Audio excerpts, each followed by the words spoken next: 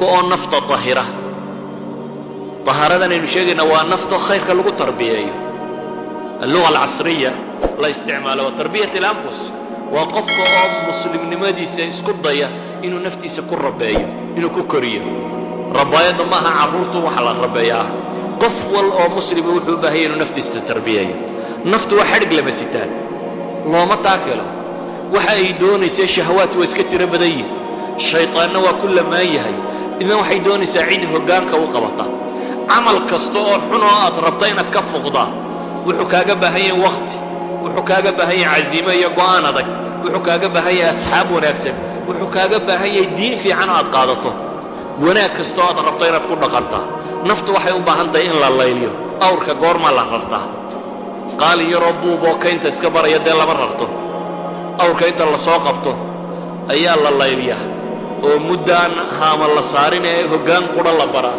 oo kaynta la wada la ereriya oo kolba geed lagu xidhaa oo sanqar badan la maqashiya oo oodiya wax lagu raraa aakhirka haama lagu raraa bari dambe hayin noqda iyo gurgursha yani awrku maalinta koowaad ma soo baxo hayin ama gurgursha ama wax la iska rarta ma noqdo ee mudda la layliya nafta binaadamka waxay u baahan tahay in la layliyo maalinta hore salaatu leelka way ka diidaysaa dadka ha xaman inta ugu taageelimaysa adigoo dhinaca xanta kaga jiro baad sarkaysaa heblaaya markay sheekada ku bilowdo aadna ka jawaabay baad arkaysaa waxaas oo dhan naftu way iska wadaysaa laakiin waxay u baahan tahay in hogaaninta lagu xidho la wado oo la layliyo oo la wado ilaa marka dambe dunuubta ay u soo urto oo xumuhu qofku uu la xumaado oo iimaanku uu dhadhan la yeesho sidaa ugeed buu nabigu salawaatu ullaahi wasalaamu calayhi wuxuu ku tilmaamay iimaanka macaankiisa cidda hesha waxaa ka mid ah buu yidhi halaathun man facalahunna faqad daaqa طacma aliimaan buu nabigu yidhi salawaatu ullahi wasalaamu calayh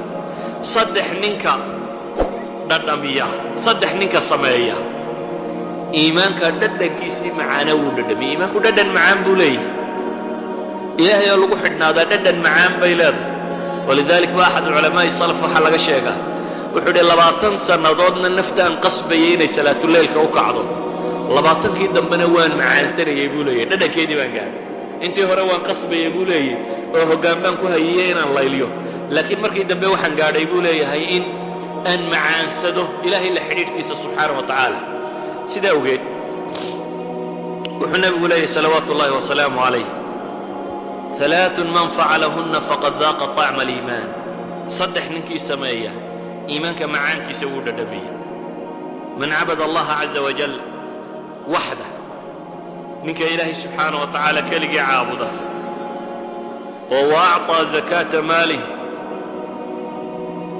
طيب بها نفسه في كل عام وبحية زكاة حوله سيسقى نفتي سؤال رال لك الطهي والربا إنه زكيسته كوي لا يريد زكيسيه في عناب بحية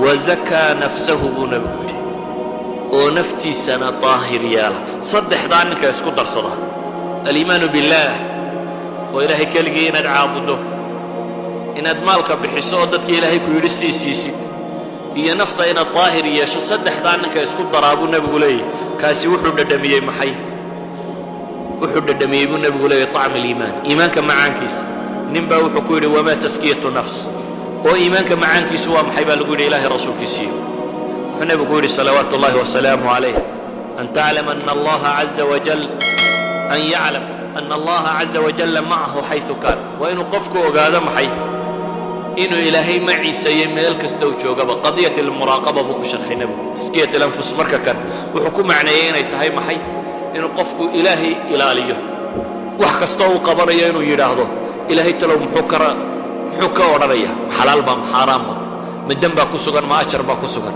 ma khayr baad ka helaysaa mise shar baad ka helaysaa qofku intaan wax qabanin inuu wax kan arko inuu ilaahay subxaanahu wa ta'ala inuu taalacanaya wax laga yaabo qofka bini'aadamka dunuubta markuu sameeyo inuu isdhaha la dhuumo meelaan dadku ka arkaynin xumaha ku sameeyo لكن قفك إلهي السنة بقلبك يسوء إيمانك وقلي وحو الربيسين عن ميل غنون تاجرين أدونك بينه مكشوف يقاويه وهي إلهي بقوارك يا مرد إلهي قوارك يا نكبتا ما يالانا يادك وحكا قريبا مرد إلهي وقوارك يا سبحانه وتعالى ميلات كله مطية ميل غقر صوماتونا ما جرته سيدا وقادوا حلنا إخوتي في العقيدة mas'alada in nafta la tarbiyeeyaa waa mas'alo qof yar iyo qof weyn dadku u wada baahan yahay.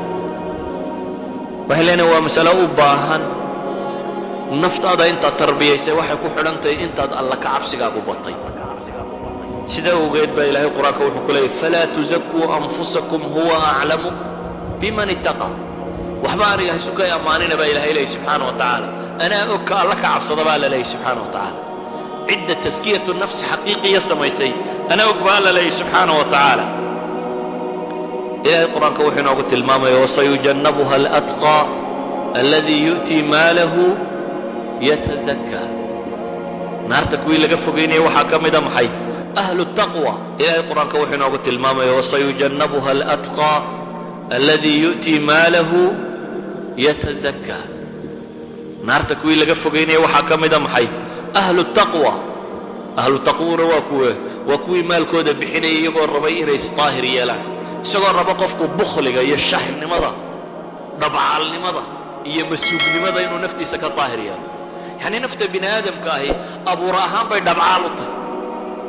abuur ahaan bay nafta bini aadamka u jeceshay inay iyadu wax yeelato, cidna inaanay wax ka siinin. alanaaniya, keligaa inaad wax yeelato wuxoo dhammin. laakiin waxaad u baahan tahay waa wax lagaa raba inaad nafta ka tarbiyayso, waa iyadaa lagugu itixaamo. walidaalika inaad barto, ilaahay baa qur-aanka muxuu ku leeyahy wauxdirat alanfusu shux. nafta bakhaylnimada waa lagu soo ururiyey baa la yidhi gebigeedba. laakiin maxaa kale ilaahay yidhi waman yuuqa shuxa nafsihi faulaa'ika hum lmuflixuun. ninka awoode ee ilaahay qofka laga ilaaliyo bakhaylnimada naftiisu, waayo naftaadu yay ku bakhaylaysaa, aday kugu bakhaylaysaa. waxnaad ururinaysa waad ka dhiban un adigu ma lihid. inan iyo inankii u hadhatoona danka ma lihid. adigu maxaad leedahay? waxaad leedahay waxa aakhira kaaga sii horreeya. waxa aad daarta aakhira ku dhisataad leedahay. daaraha dunida waxaad ku dhistay waxba kuma lihid. waxaad ku leedahay maxay? daartaada aakhira waxaad ku dhisatay. cidda aad ku bakhaylaysaa waa isla adigii. waman yabkhal fainamaa yabkhal calaa nafsi. ninka bakhaylaya wuxuu ku bakhaylaya waa maxay? waa naftaadii. idan waxaa loo baahan yahay nafta in la tarbiyeeyo. ilaahay markaasuu leeyahy wasayujannabuha alatqaa alladii yu'tii maalahu yatazakkaa. naartaasi waxaa alla ka fogeynaya kuwa ilaahay ka cabsada oo ah kuwa maalkooda u bixinaya si ay isu daahir yeelaan. waxaan leenahay alla ka cabsiga iyo tarbiyatu nafsigu waa isku xidhan yihin. qofkii alla ka cabsaday alla ka cabsigiisu batay ayaa qofkii naftiisa rabeeyey ee si wanaagsan u galay. waana kaasi uu nebigu salawaatu ullaahi wasalaamu calayh ilaahay uu ka baryay. walidalik baa culimmadu waxay yidhaahdaan taqwada iyo taskiyada la tilmaamayaaba waxa weeyaan qofkoo wixii xaaraanana ka dheeraada, wixii ma'muuraad ee la farayna la yimaado oo sameeya.